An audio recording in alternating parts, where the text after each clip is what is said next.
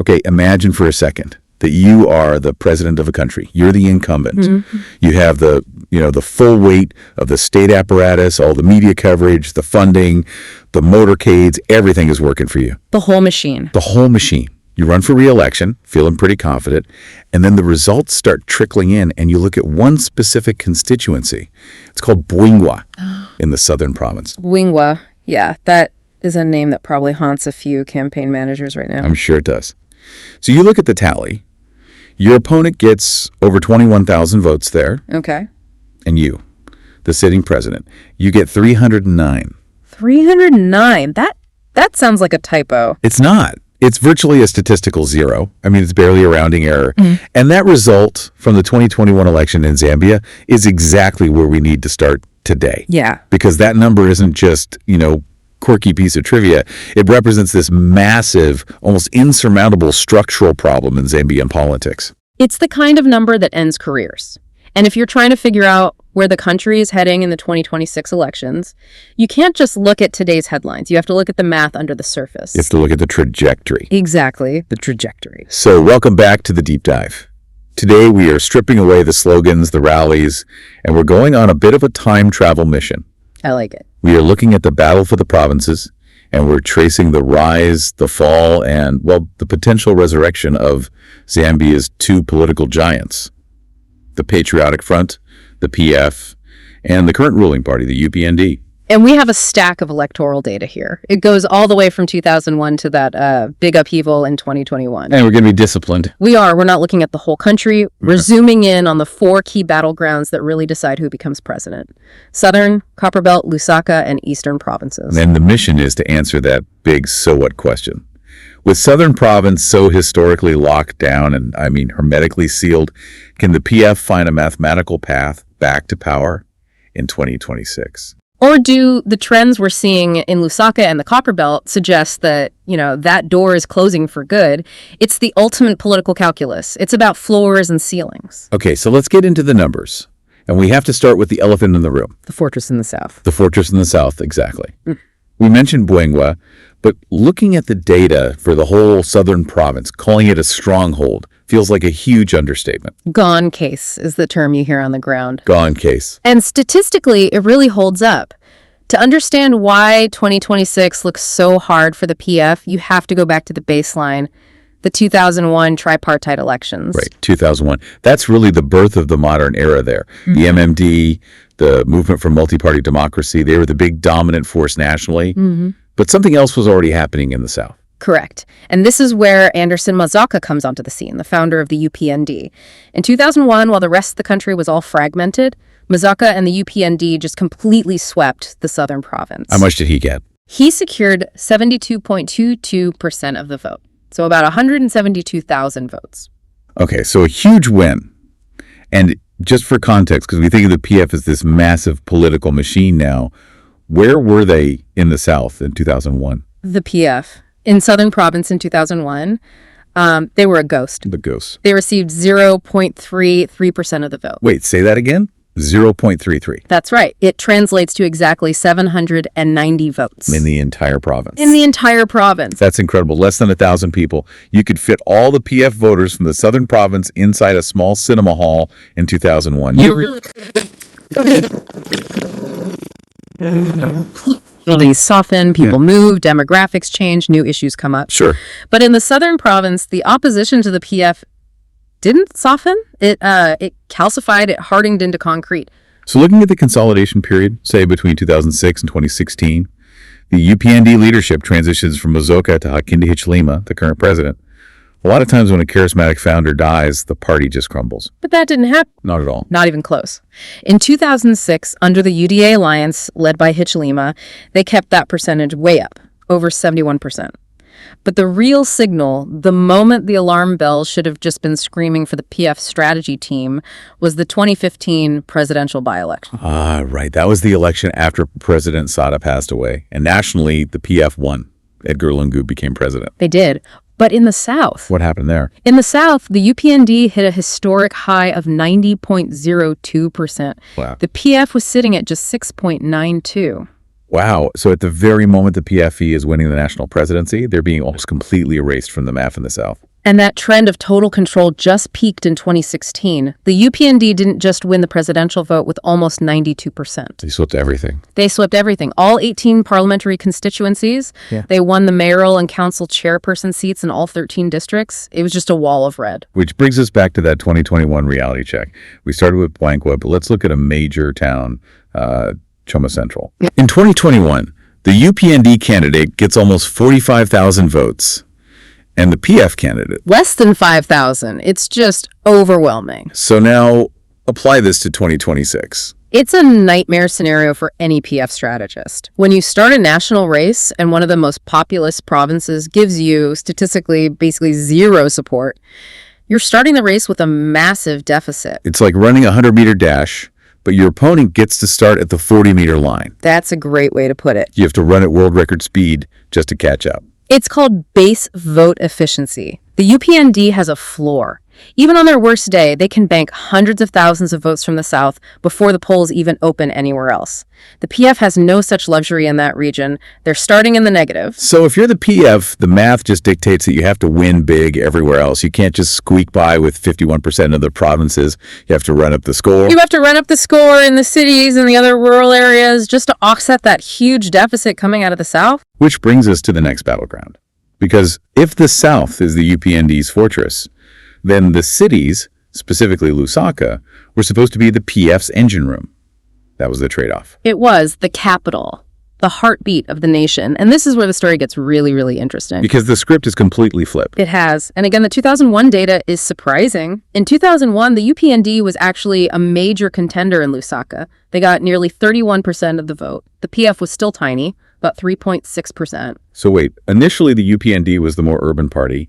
That feels a bit counterintuitive given the last decade. In many ways, yeah. But then the branding shifted. Between, say, 2006 and 2015, the PF, under Michael Saka, successfully branded itself as the party of the urban poor. The man of the people. Exactly. They captured the streets, the markets, the bus stations. And by 2015, Lusaka had become a PF stronghold. They won with 61.04% of the vote, compared to just 35.53% for the UPND. I remember that era so clearly. The PF dominance in Lusaka just felt unshakable. In 2016, they won the mayoral race with over 270,000 votes. Lusaka was green through and through. Right. The conventional wisdom was UPND has the South, PF has the cities. And that was the wisdom. But political loyalty in urban centers is, well, it's different from rural loyalty. It's fluid. It's more transactional. Transactional how? Like, what have you done for me lately? Precisely. Urban voters punish economic failure, and they punish it fast. They feel inflation immediately. They feel the cost of transport. They see the price of mealy meal on the shelf every single day. And in 2021, we saw the result of that. A massive reversal. The UPND didn't just close the gap in Lusaka. They overtook the PF. For numbers are huge. The UPND hit nearly 54%. That's over 442,000 votes.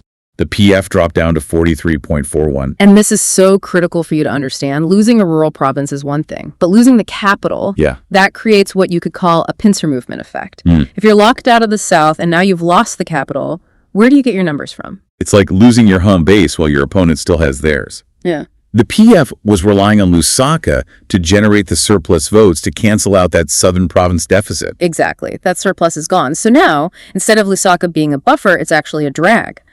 The PF is now chasing votes in the very place they used to dominate. They need Lusaka to win.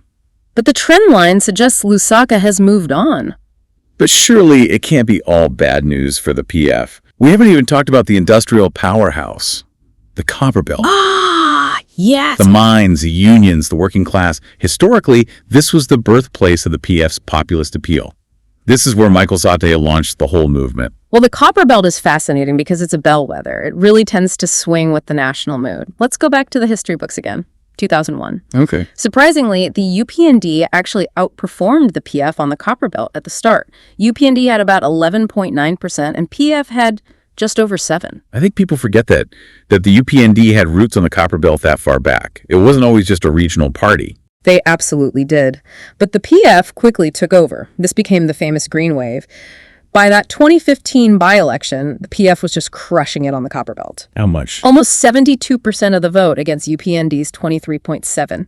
They were winning all the major towns, Luanshya, Mufulira, and Ndola. That's a landslide. I mean, that's the kind of margin, nearly 50 points, that lets you sleep easy at night. That's a safe state. It was. But now let's look at 2021. The PF still technically won the Copperbelt. They got about 231,000 votes.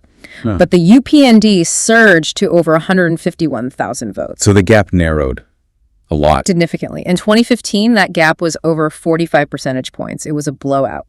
In 2021, the province became a competitive pole, not a safe haven. The UPND presence there is now very, very real. And this brings up a really important nuance. Winning a province doesn't actually matter if you don't win it by enough. Right. That is the key insight. In a winner-take-all presidential vote, the aggregate total is everything. For 2026, the PF cannot rely on the Copperbelt to generate those landslide numbers.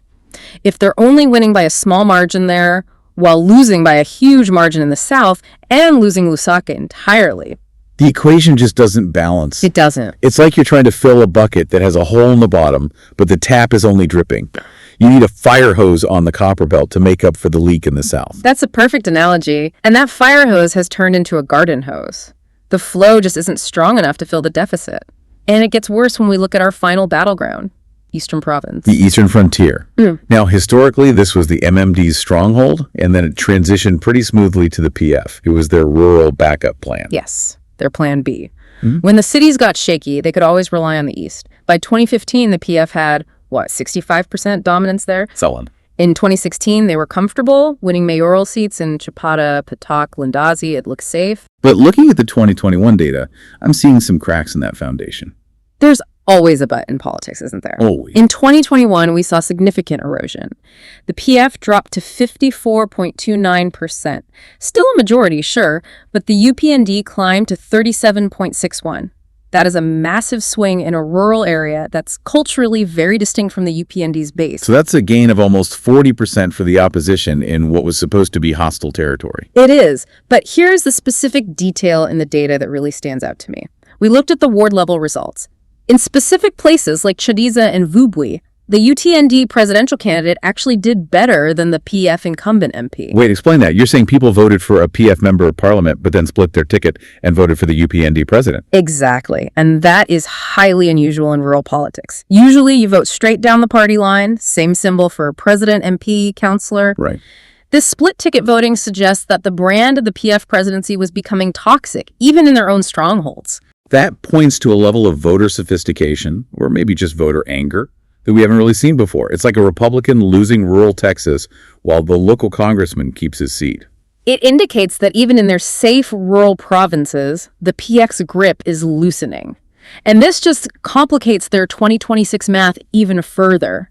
If they can't guarantee a landslide in the East to make up for losses everywhere else, the path to 2026 becomes almost non-existent. Okay, let's bring this all together. We've looked at the four corners of this political battle. It feels like the PF is fighting a four-front war. They are. Let's synthesize it. Front one, Southern Province. It is statistically a write-off. We're talking 90% plus for the opposition. The PF has no floor there. They're starting the game with a massive penalty. Front two, Lusaka. The capital has flipped. The urban voters have moved on, taking away the PF's primary source of surplus votes. Front three, the Copperbelt. No longer a guaranteed landslide buffer. It's competitive. You have to fight for every single vote there now. And front four, Eastern Province. A stronghold under siege, showing clear signs of significant erosion. When you lay it all out like that, the structural disadvantage for the PF is just glaring. They're fighting to reclaim the cities, hold the Copperbelt, and stop the bleeding in the East, all while basically ignoring the South entirely. But let's play devil's advocate for a second. We're looking at past data to predict the future. But back in 2001, the MMD looked invincible. They had the machinery, the money, the history, and yet they just vanished. And that is the final, crucial takeaway here. Political loyalty in Zambia, with the notable exception of the Southern Province, has proven to be incredibly elastic. The MMD went from dominance to irrelevance so quickly. And the PF rose from that tiny 0.33% to ruling the country in a decade. Things can change fast. The electorate is volatile. They can. But the data shows that UPND has achieved something the PF never quite managed. They've locked down their home base with near total unanimity while successfully invading the opponent's strongholds in the cities and the east. It's a powerful combination. A solid floor in the south and a high ceiling in the cities. Exactly. The PF had a high ceiling, but their floor was always shaky. The UPND has built a foundation that looks much harder to crack. So here's the question I want to leave you with today. We've seen the numbers, we've seen the trends. If the UPND has effectively locked down the South and flipped the capital, does the PF have to totally reinvent itself just to survive? Or are we just witnessing the start of a new era of dominance, a bit like the MMD's early years, where the opposition is left fighting for scraps? It's a question of whether the pendulum swings back or if the clock has simply been replaced. That's a deep thought to end on. Thanks for diving into the numbers with us. It's clear that 2026 won't be fought on slogans. It's going to be fought on this brutal political math. We'll catch you on the next deep dive.